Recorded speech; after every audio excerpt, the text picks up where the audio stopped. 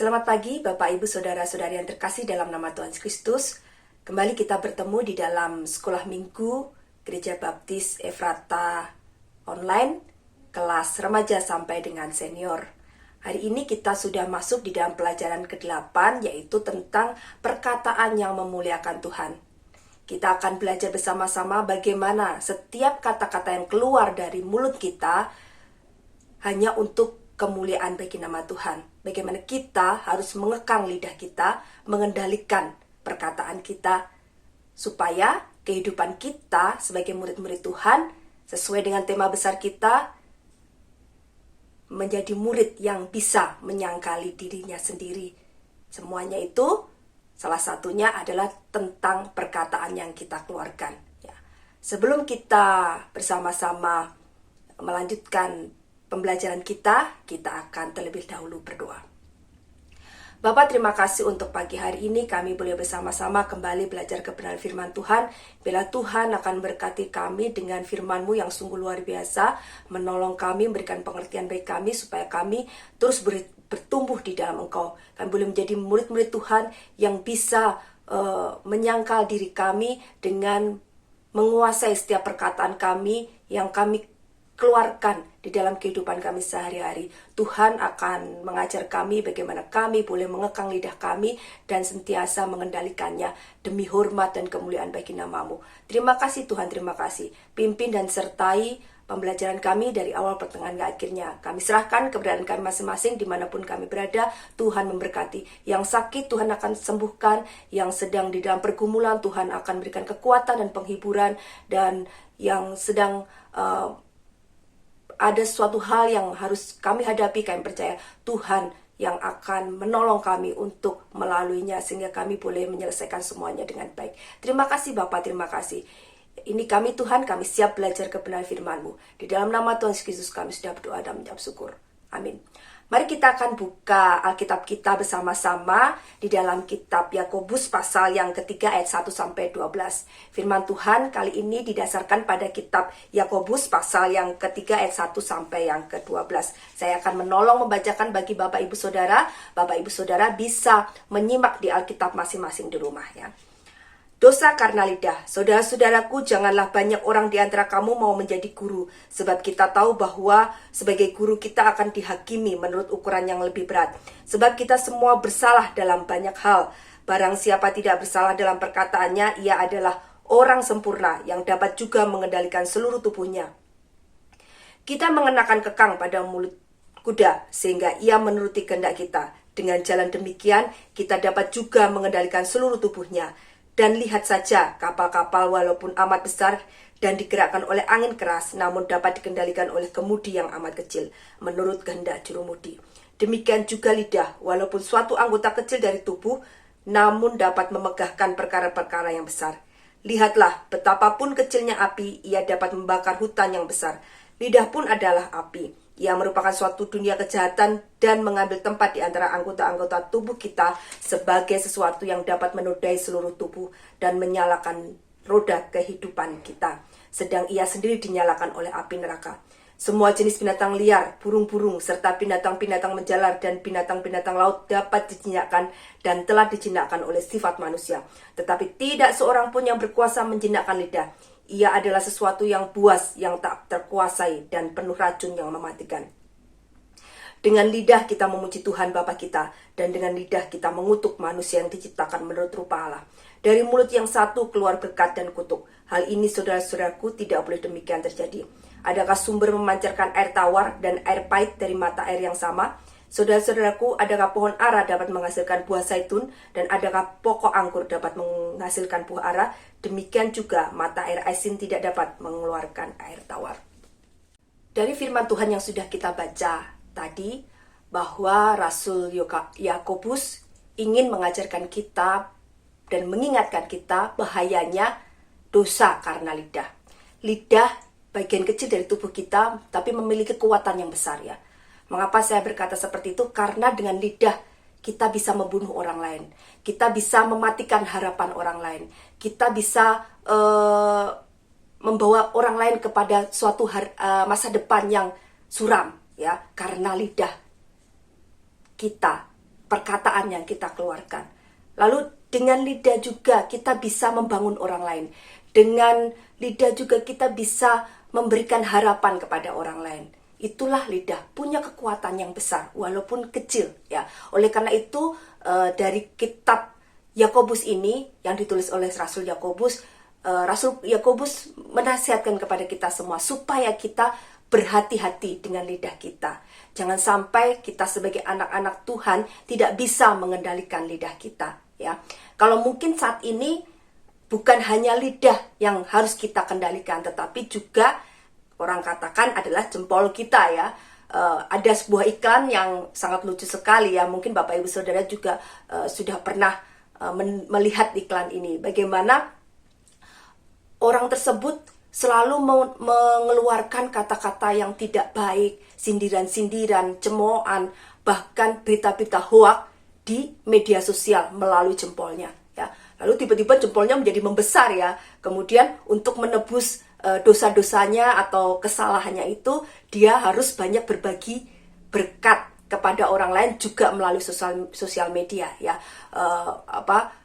Membelikan makanan secara online atau berbagi berkat secara online seperti itu, dan lama-kelamaan jempolnya menjadi mengecil kembali. Nah, itu suatu perumpamaan yang saat ini sering terjadi ya. Banyak orang-orang tidak menggunakan jempolnya secara bijaksana seperti menggunakan lidahnya secara bijaksana ya, sehingga menyakiti orang, membawa berita-berita kosong, berita-berita bohong, gosip ya. Dan itu enak saja ya disebarkan seperti itu. Dan luar biasanya di zaman sekarang dengan teknologi yang begitu cepat, segala sesuatu itu bisa menyebar dengan cepat ya. Kalau mungkin dengan perkataan kita dari satu orang ke orang yang lain itu membutuhkan waktu beberapa lama. Tetapi ketika kita tidak bijaksana dalam membuat pernyataan atau status atau berita-berita melalui sosial media kita, itu bisa tersebar persekian detik kepada berjuta-juta orang yang melihat berita kita di sosial media. Jadi sebagai anak-anak Tuhan, kita harus berhati-hati ya. Kalau saat ini Rasul Yakobus mengingatkan kita supaya kita bisa mengendalikan lidah kita dan perkataan kita. Ini berarti juga tidak hanya secara langsung, tetapi juga perkataan-perkataan melalui sosial media. Nah, pada bagian yang pertama, ayat yang pertama tadi, Rasul Yakobus mengatakan bahwa sebaiknya kita tidak menjadi guru. Bukan berarti Rasul Yakobus mengatakan bahwa jangan menjadi guru, tidak. Tetapi tugas sebagai guru itu adalah sesuatu yang berat, karena guru selalu mengeluarkan perkataan-perkataan ya, pengajaran-pengajaran melalui kata-kata. Bagaimana sebagai seorang guru harus berhati-hati mengeluarkan kata-kata yang bisa mempengaruhi murid-muridnya. Ketika kita sebagai guru mengeluarkan kata-kata yang tidak membangun, maka murid-murid kita menjadi orang-orang yang akhirnya seperti apa yang kita ajarkan ya. Mereka mungkin menjadi orang pesimis, suka curiga, dan hal-hal yang lain yang pernah kita keluarkan. Nah, tetapi ketika kita menjadi guru yang memiliki kata-kata yang bijaksana, penuh hikmat, membangun murid-murid kita, maka mereka juga akan menjadi orang-orang yang penuh harapan, orang-orang yang juga bisa membangun orang lain. Dan itu seperti berantai gitu ya. Kenapa saya berkata seperti berantai? Karena ketika kita mengajarkan kepada seseorang sesuatu hal yang tidak benar, dan itu menjadi pegangan bagi orang itu, maka orang itu ketika dia nanti mengajar seseorang yang lain, bertemu dengan orang lain, berbagi ilmu yang dia terima dari kita, maka yang dia bagikan hal-hal yang tidak benar juga. Dan itu sangat-sangat mengerikan ya. Kita tahu bagaimana golongan-golongan garis keras, mereka bisa mencetak orang-orang yang militan untuk mati syahid ya, demi agama mereka. Dengan apa? Dengan kata-kata yang senantiasa diulang-ulang, doktrin-doktrin yang senantiasa diulang-ulang. Dan itu mendarah daging bagi murid-murid mereka. Akhirnya murid-murid mereka menjadi orang-orang yang luar biasa ya. Orang-orang yang militan, yang berani mati untuk agama mereka. Nah, Itulah yang terjadi jika kita menjadi seorang guru tanpa berpikir mengeluarkan kata-kata ya yang bijaksana, yang penuh hikmat daripada Allah. Bisa membawa seseorang ke dalam kejatuhan, bisa membawa seseorang ke dalam kesuraman ya. Oleh karena itu, Rasul Yakobus menjelaskan bahwa berhati-hatilah jika engkau menjadi seorang guru. Biarlah yang keluar daripada mulutmu, yang keluar dari lidahmu adalah kata-kata kebenaran ya. Lidah dan mulut yang Tuhan berikan dalam kehidupan kita harusnya kita manfaatkan sebaik-baiknya untuk berbagi semangat, berbagi dukungan, menyatakan kebenaran-kebenaran firman Tuhan. Bukan membagikan sesuatu hal yang bohong, bukan membagikan suatu gosip-gosip murahan, bukan membagikan sesuatu yang membuat orang lain akhirnya hidup di dalam kebencian ya. Kita harus dengan bijaksana menggunakan lidah dan mulut kita, sehingga yang keluar daripadanya hanya kebenaran daripada Tuhan ya. Ketika ada orang-orang yang datang kepada kita untuk sharing, untuk counseling dengan kita ya, berbagi permasalahan, bagaimana kita bisa menjadi orang-orang yang mengeluarkan kata-kata yang menghibur dia, yang menguatkan dia ya, bukan malah memanas-manasin ya. Ketika dia punya masalah dengan seseorang, kita malah ngompor-ngomporin melalui perkataan kita. Oh ya, dia mah orangnya memang seperti itu ya. Kalau seperti itu harusnya kamu jangan deket-deket atau berusaha menjatuhkan orang itu ya, dan lebih memperuncing permasalahan. Hati-hati Bapak Ibu Saudara ya. Ketika ada seseorang yang sharing kepada kita, konseling kepada kita, atau curhat kepada kita, mari kita benar-benar memikirkan dengan sebaik-baiknya kata-kata yang harus kita keluarkan untuk menolong dia. Apakah kata-kata itu sudah tepat untuk menolong dia, memberi dia kekuatan, memberi dia penghiburan, memberi dia semangat, bahkan mungkin memulihkan luka hatinya ya, dan bisa mengampuni dan memaafkan orang yang sudah melukai dirinya. Kita perlu dengan bijaksana mengatur segala sesuatunya, mengendalikan lidah kita. Oleh karena itu, ketika ada seseorang yang datang kepada kita, mari kita terlebih dahulu berdoa kepada Tuhan supaya kuasa Roh Kudus memimpin lidah kita, pikiran kita, sehingga yang keluar daripadanya hanya berkat dan kekuatan penghiburan bagi orang tersebut. Nah, itu yang diajarkan oleh Rasul Yakobus pada ayat yang pertama, mengingatkan bagi setiap guru hati-hati dalam mengeluarkan perkataan-perkataan melalui lidah. Nah, Rasul Yakobus kemudian mengilustrasikan lidah itu layaknya seperti seekor kuda yang diberi tali kekang ya. Kecil tali kekang itu, bukan sesuatu yang besar kalau dibandingkan dengan ukuran kudanya, tetapi dia bisa mengendalikan kuda itu mau diarahkan ke kiri atau ke kanan oleh sang pemilik kuda ya. Demikian pula diilustrasikan sebagai kemudi yang kecil yang bisa mengendalikan kapal yang besar. Lalu diilustrasikan sebagai sebuah api yang kecil tetapi bisa menyebabkan kebakaran hutan yang luar biasa. Itulah lidah. Seperti yang saya katakan di awal tadi, walaupun dia bagiannya sangat kecil di dalam tubuh kita, tetapi punya kekuatan yang besar ya. Dengan lidah ini kita bisa membunuh orang. Dalam artian membunuh orang seperti apa? Ketika kita mengeluarkan kata-kata yang menjatuhkan orang itu, yang membunuh karakternya, dia sudah tidak punya harapan ya. Dia sudah merasa bahwa dirinya bukan apa-apa. Saya tidak bisa melakukan apa-apa. Ketika kita mengatakan kepada orang lain bahwa kamu tidak berarti, kamu bodoh, kamu nggak bisa apa-apa, maka perkataan itu akan ada di dalam kehidupan orang tersebut ya. Dan jelas karakter dia terbunuh ya. Dia tidak bisa mengembangkan dirinya. Dia hanya berkutat dengan kata-kata yang sudah kita lontarkan. oh saya ini bodoh, saya tidak mampu, saya bukan siapa-siapa, ya. Lalu akhirnya dia tidak bisa melihat masa depan yang indah di depannya karena dia merasa bukan siapa-siapa, dia merasa orang yang katakan orang lain bodoh, ya, tidak berguna, ya. Itu sama dengan kita sudah membunuh orang itu, ya, membunuh masa depannya. Bagaimana dengan perkataan-perkataan yang menyakitkan, ya, membuat sakit hati, luka hati. Dengan satu perkataan kecil yang membuat sakit hati, banyak kasus, ya.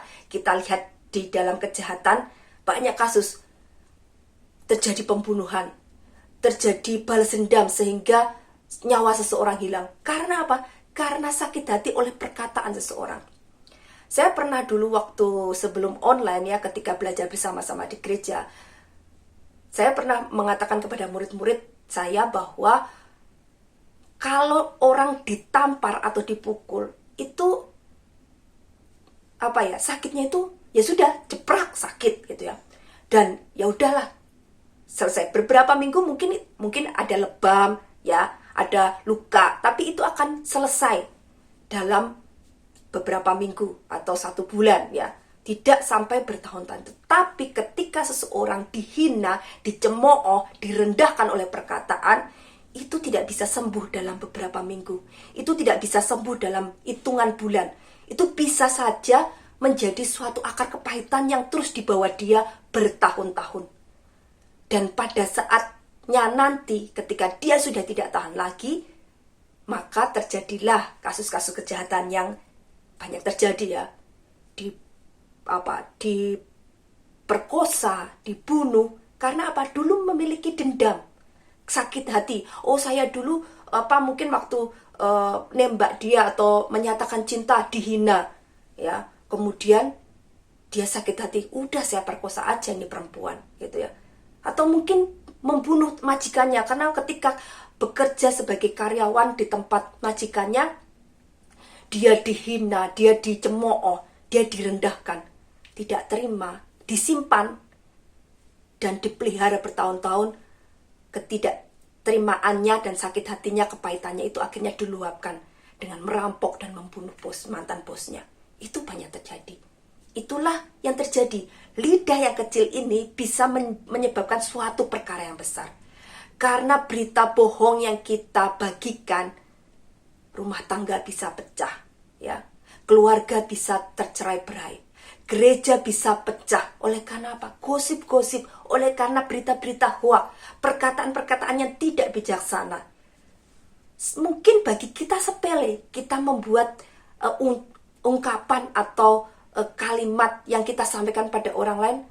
Oh, si dia kemarin seperti ini loh, ya. Bagi kita sepele, tetapi bagaimana efek bagi orang tersebut? Bagaimana efek dari orang yang menerima kabar tersebut? Ya, banyak terjadi ketika suatu rumah tangga pecah, keluarga berantakan, gereja pecah, bahkan negara bisa berperang. Oleh karena apa? Oleh karena suatu perkataan yang disampaikan yang tidak membawa kedamaian, yang hanya membawa kebencian, yang bukan berita benar, berita bohong, gosip-gosip, murahan. Itu semuanya bisa terjadi. Makanya Rasul Yakobus mengilustrasikan betapa berbahayanya lidah itu, ya. Betapa berbahayanya perkataan itu jika kita tidak mengeluarkannya dengan cara bijaksana. Bapak Ibu Saudara, kalau Bapak Ibu Saudara sudah memiliki anak-anak, pakar psikologi pasti menyarankan kepada Bapak Ibu Saudara untuk tidak mengatakan hal-hal yang buruk kepada anak saudara jika saudara sedang marah, ya. Ketika melihat mungkin raportnya jelek, ulangannya jelek, pakar psikologi pasti tidak menyarankan atau tidak memperbolehkan Bapak Ibu Saudara mengatakan bahwa anak saudara bodoh, kamu bodoh, dasar anak bodoh. Tidak boleh. Karena itu bisa membunuh karakter dia, dan itu akan membawa ke dalam suatu kepribadian yang akhirnya dia pegang. Oh, saya itu bodoh. Menurut ibu saya, menurut bapak saya, mama papa saya itu bodoh. Jadi dia merasa tidak bisa melakukan apa-apa. Ya, ketika anak-anak tidak bisa berprestasi, ketika anak-anak nilainya mungkin turun, bukan hal-hal yang menjatuhkan dia, ya, yang harus kita sebutkan, tetapi bagaimana kita membangun semangatnya kembali, ya. Kita bicara baik-baik dengan dia. Kenapa nilainya bisa turun? Berarti kurang belajar. Ayo, kamu pasti bisa. Kamu masih mampu. Temanmu saja bisa. Kamu juga pasti bisa. Yang harus kamu lakukan harus lebih giat belajar. Nah, itu akan membawa semangat bagi dia. Oh ya, saya bisa. Saya mampu. Itu yang disarankan oleh para pakar psikologis. Ya. Karena apa? Karena perkataan itu bisa membawa pembentukan kepribadiannya.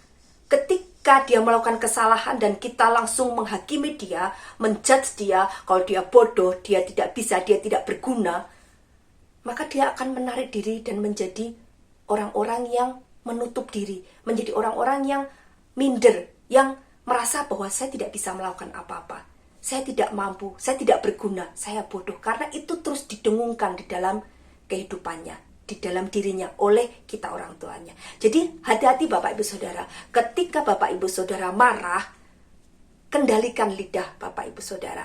Ya, jangan sampai keluar kata-kata kutuk kepada orang lain, apalagi kepada keluarga kita, kepada anak-anak kita, kepada orang tua kita, adik atau kakak kita. Jangan sampai itu keluar daripadanya.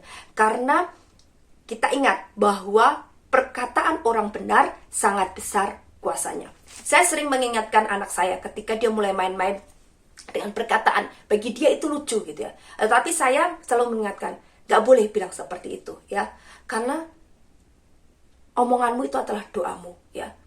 Jadi keluarkan kata-kata yang baik.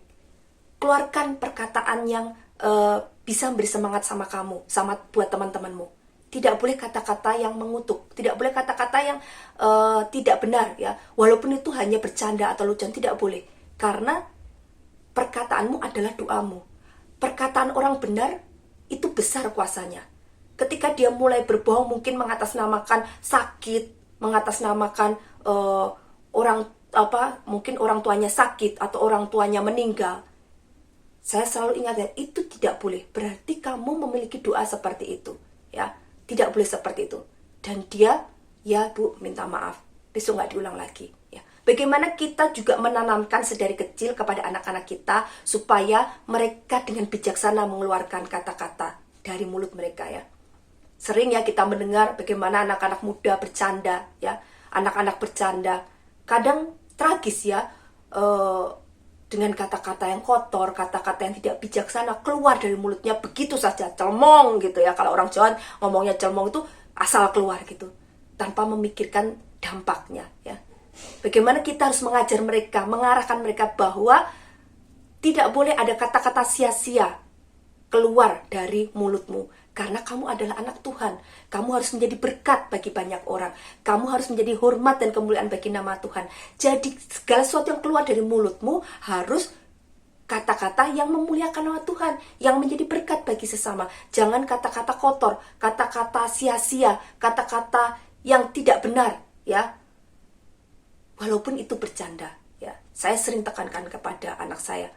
Jadi, mari kita Bapak Ibu Saudara sebagai orang-orang yang lebih tua ya, lebih mungkin berumur, kita mendidik anak-anak kita, anak-anak yang masih muda, bagaimana mereka mengeluarkan kata-kata yang baik, kata-kata yang menjadi berkat bagi orang lain.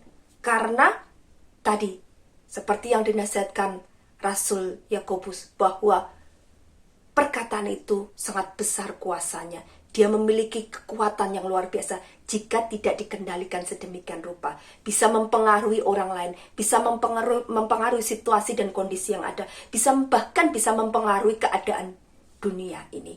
Oleh karena sebuah kata-kata yang keluar dari mulut seseorang. Nah, bagian yang lain yang kita pelajari adalah kata-kata yang keluar dari anak-anak Tuhan adalah kata-kata yang memberkati, bukan mengutuk.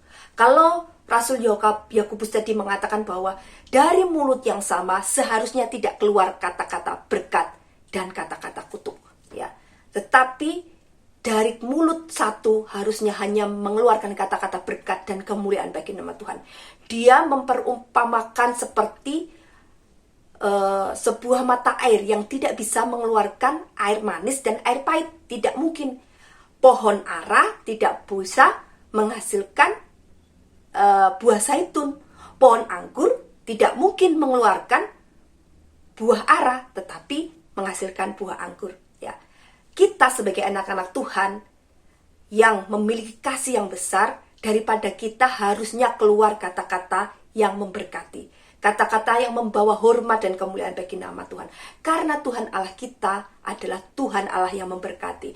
Tuhan Allah kita adalah Tuhan Allah yang penuh kasih. Oleh karena itu, kalau kita mengaku sebagai murid-murid Kristus yang berasal dari Dia, harusnya kata-kata yang keluar dari mulut kita adalah kata-kata berkat dan kesaksian, ya, penghiburan, kekuatan bagi orang lain. Kata-kata yang memuliakan nama Tuhan kita.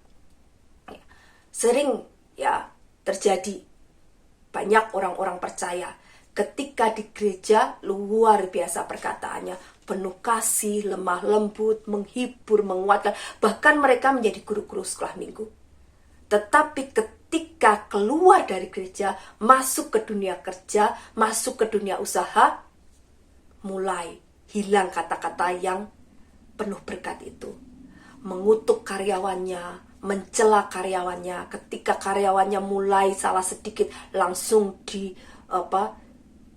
keluar kata-kata kotor, langsung direndahkan karyawannya, ya. Dengan sesama rekan kerjanya, ya, bercanda dengan kata-kata kotor, kata-kata jorok, ya. Apalagi kalau di jalan, ya Bapak Ibu Saudara, kalau di jalan itu wah luar biasa. Karena saya sendiri juga punya pengalaman. Suami saya ketika menyetir di jalan lalu bertemu atau istilahnya dengan kendaraan yang lain, kendaraan yang tidak sopan gitu ya di jalan, ya, serobot sana serobot sini, bahkan mungkin mengambil jalur kita gitu ya, tiba-tiba cermong gitu, keluar begitu saja, mengutuk orang, ya, dasar kamu, ya, mulai keluar kata-kata itu. Hati-hati Bapak Ibu Saudara, kendalikan. Mudah, tidak mudah, semuanya perlu proses. Tapi ketika kita terus mau belajar dan menyerahkan kepada Tuhan, Roh Kudus yang akan memimpin dan menolong kita, ya. Rasanya memang pengen marah, ya, mengutuk orang itu, kurang ajar, ya, jalan kok kayak gitu, ya, mengendarai sepeda motor atau mengendarai mobil kok seperti itu, nggak punya sopan santun di jalan, ya. Tapi bagaimana kalau kita bisa mengeluarkan kata-kata yang baik bagi dia? Pasti dia sendiri juga yang akan malu gitu ya, karena dia sudah melakukan hal yang salah, ya. Tetapi ketika kita mengeluarkan kata-kata kasar, kata-kata kutuk, ya akhirnya kita banyak melihat di jalannya, rame di jalannya, malah bikin macet, ya, bertengkar di jalan, ya, tidak ada yang mau disalahkan. Nah, itu yang terjadi, ya. Ya. Lalu apa? Ketika kita punya usaha, ya, melalui sosial media kita tawarkan barang-barang yang kita jual, gunakanlah kata-kata yang baik.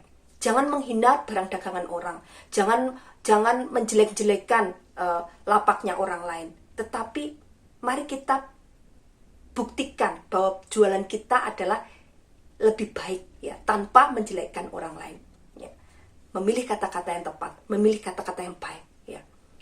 Ketika mungkin di gereja menjadi orang-orang yang penuh dengan kata-kata manis, tetapi ketika di sosial media mulai mengkritik si A, mulai menyindir si B, mulai membenarkan diri sendiri dengan kata-kata yang menurut kita itu pembelaan kita, lalu menjatuhkan orang lain, itu juga bukan sesuatu hal yang benar, ya. Kalau kita di gereja berkata-kata manis, berkata-kata dengan menguatkan orang lain, menghiburkan orang lain, maka seharusnya di tempat kerja, di rumah tangga kita, di sosial media, di jalan, dimanapun kita berada, kata-kata itu juga yang senantiasa harus mewarnai kehidupan kita, ya. Kadangkala saya juga terlepas oleh perkataannya. Kadang Saya juga sampai sekarang pun saya masih belajar untuk mengendalikan lidah saya ketika di rumah marah-marah dengan anak-anak gitu ya. Tapi saya mengucap syukur ya, Tuhan masih memberikan hikmat bagi saya ketika saya marah kepada anak saya. Ketika saya mau mengeluarkan kata, saya tahan. Saya berpikir, Tuhan ampuni saya, jangan sampai keluar kata itu. Lalu saya mulai memilih-milih kata-kata yang tepat untuk mengingatkan dia, untuk menegur dia, ya. Sehingga bukan kata-kata kutuk, bukan kata-kata yang menjatuhkan, bukan kata-kata yang merendahkan dia, ya. Anak-anak ketika kita mengutuk dia, menjatuhkan dia, merendahkan dia, dia akan sangat terluka, ya. Dan itu bisa dibawa dia sampai besar, luka hatinya itu. Jadi hati-hati Bapak Ibu Saudara sekali lagi dalam mendidik atau mendidik anak-anak kita saat kita marah kepada anak-anak kita. Saya belajar, senantiasa belajar ketika saya mulai marah gitu ya. Karena mungkin diingatkan tidak bisa, sudah dikasih tahu berkali-kali tidak bisa. Rasanya pengen mengeluarkan kata-kata yang kamu itu ya gitu ya. Tetapi saya berdoa pada Tuhan dan puji Tuhan, Tuhan mengendalikan saya. Sehingga saya mulai berpikir untuk memilih kata-kata yang tidak membawa kutuk kepada dia, tetapi bisa memperbaiki dia dengan kata-kata yang bijaksana, yang kata-kata hikmat dan kebenaran di dalam firman Tuhan. Hari ini kita semuanya diingatkan bahwa berhati-hatilah dengan perkataan yang kita keluarkan melalui lidah kita dan melalui jempol kita, ya. Ingat, kita punya identitas sebagai murid-murid Kristus. Kalau kita murid-murid Kristus, mari kita bawa kesaksian di dalam kehidupan kita. Pengendalian diri kita melalui perkataan kita, ya. Penyangkalan diri kita melalui perkataan kita. Supaya ketika setiap orang melihat kehidupan kita melalui sosial media atau melalui kehidupan kita sehari-hari, mereka bisa melihat Kristus yang sungguh luar biasa di dalam hidup kita. Ini loh murid-murid Kristus yang sesungguhnya, dengan perkataan-perkataan yang penuh berkat, perkataan-perkataan yang memuliakan Tuhan, perkataan-perkataan yang menguatkan, menghibur orang lain, membawa damai sejahtera bagi lingkungan sekitarnya, membawa damai sejahtera bagi orang-orang yang ada di sekitarnya.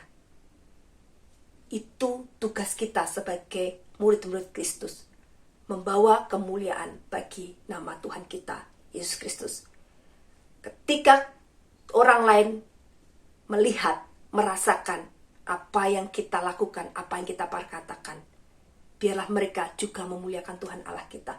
Dan lebih luar biasa lagi, mereka punya kerinduan untuk mengenal Tuhan Allah kita lebih dan lebih lagi melalui kehidupan kita. Dan bahkan mereka bisa dimenangkan dan menjadi percaya di dalam nama Tuhan Yesus Kristus. Itu pelajaran kita hari ini. Mari kita bersama-sama terus berusaha mengembangkan kata-kata positif, mengembangkan kata-kata yang penuh berkat, mengembangkan kata-kata yang membangun orang lain, mengembangkan kata-kata yang memuliakan Tuhan Allah kita. Amin. Mari kita berdoa. Bapak, terima kasih untuk hari ini. Kami boleh diajar dan diingatkan melalui kitab Yakobus bagaimana kami mengendalikan lidah kami supaya kami hanya berkata-kata sesuatu yang benar tentang firman Tuhan, bukan mengeluarkan kata-kata yang sia-sia, berita-berita bohong, berita-berita hoak yang bisa membawa kecemasan kepada orang lain, membawa luka hati kepada orang lain. Tetapi biarlah kata-kata yang penuh hikmat, kebenaran, yang menguatkan, yang memuliakan nama Tuhan, memberikan penghiburan dan damai sejahtera bagi orang lain, sehingga banyak orang boleh dikuatkan, boleh dihiburkan melalui perkataan kami. Kendalikan Tuhan lidah kami, pimpin hati kami dan pikiran kami, supaya kami hanya mengeluarkan kata-kata yang memuliakan nama Tuhan. Jika kami menghadapi situasi yang sulit, kami menghadapi pertengkaran, kami mengalami sesuatu yang tidak nyaman bagi kami, ajarkan kami Tuhan untuk menyerahkan kepada Engkau, supaya kami ketika kami berucap kepada orang yang sudah menyakiti kami, orang yang membawa kami ke dalam situasi yang sulit, yang tidak mengenakan atau yang menyulitkan kami, biarlah kami memberkati orang itu. Kami tetap mengeluarkan kata-kata yang memberkati orang lain. Terima kasih Bapak, terima kasih. Kami serahkan kehidupan kami masing-masing dimanapun kami berada, baik di gereja, di rumah, di pekerjaan kami, di sekolah kami. biarlah kami menjadi anak-anak Tuhan yang dengan konsisten mengeluarkan kata-kata yang memuliakan nama Tuhan, yang menjadi berkat bagi banyak orang. Terima kasih Bapa, terima kasih. Pakai kami senantiasa untuk menjadi saksimu, menjadi berkat-Mu bagi orang-orang di sekitar kami, di mana Tuhan menempatkan kami. Terima kasih, ampuni segala dosa dan kesalahan kami. Dalam nama Tuhan Yesus Kristus kami sudah berdoa dan mengucap syukur. Amin. Selamat pagi Bapak Ibu Saudara, sampai jumpa di sekolah minggu depan. Tuhan Yesus memberkati.